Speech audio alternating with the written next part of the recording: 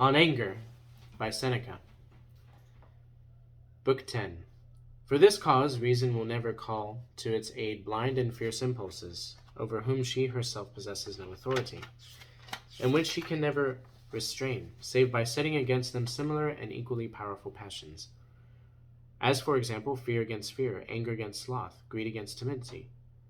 May virtue never come to such a pass that reason should fly for aid to vices. The mind can find no safe repose there. It must needs be shaken, and tempest tossed if it is to be safe, only because of its own defects. If it cannot be brave without anger, diligent without greed, quiet without fear, such is the despotism under which such a man must live if he becomes a slave of a passion. Are you not ashamed to put virtues under the patronages of vices? Then, too, reason ceases to have any power. If she can do nothing without passion, and begins to be equal and like unto passion, for what difference is there between them if passion without reason be as rash as reason without passion is helpless? They are both on the same level. If one cannot exist without the other, yet who can endure that passion should be made equal to reason? Then, says our adversary, passion is useful, provided it be moderate. Nay, only if it be useful by nature. But if it be disobedient to authority and reason, all we have gained by its moderation is that the less there is of it, the less harm it does. Wherefore moderate passion is nothing but a moderate evil. Book 11. But, argues he, against our enemies, anger is necessary. In no case is it less necessary, since our attacks ought not to be disorderly, but regulated and under control. What, indeed, is it except anger so ruinous to itself that overthrows barbarians, who have so much more bodily strength than we, and are so much better able to endure fatigue? Gladiators, too, protect themselves by skill, but expose themselves to wounds when they are angry. Moreover, of what use is anger, when the same end can be arrived at by reason? Do you suppose that a hunter is angry with the beast he kills, yet he meets them when they attack him, and follows them when he flee from him?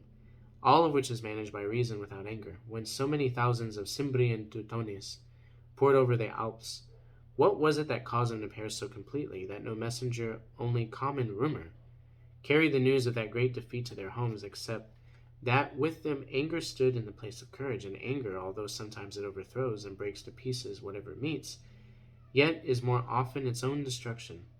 Who can be braver than the Germans? Whose charge more boldly?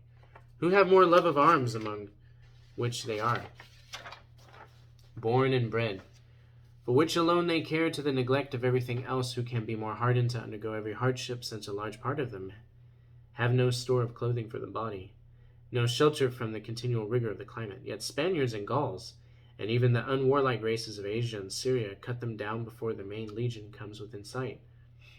Nothing but their own irascibility exposing them to death. Give but intelligence to their minds, and discipline to those bodies of theirs which are now ignorant of vicious refinements and luxuries and wealth. To say nothing more, we should certainly be obliged to go back to the ancient Roman habits of life. But what did Fabius restore the shattered forces of the state, except by knowing how to delay and spin out time, which angry men would know not how to do? The empire, which then was at its last gasp, would have perished if Fabius had been as daring as anger urged him to be. But he took thought about the condition of affairs, and after counting his force, no part of which could be lost without everything being lost with it, he laid aside thoughts of grief and revenge, and turning his sole attention to what was profitable, and to making the most of his opportunities, and conquered his anger before he conquered Hannibal. What did Scipio do? Did he not leave behind Hannibal and the Carthaginian army, and all with whom he had a right to be angry, and carry over the war into Africa with such deliberation that he made his enemies think him luxurious and lazy? What did the second Scipio do?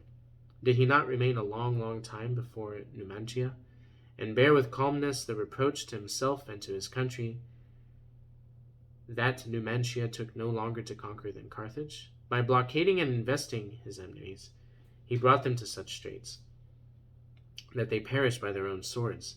Anger, therefore, is not useful, even in wars or battle, for it is prone to rashness, and while trying to bring others into danger, does not guard itself against danger. The most trustworthy virtue is that which long and carefully considers itself, controls itself, and slowly and deliberately brings itself to the front.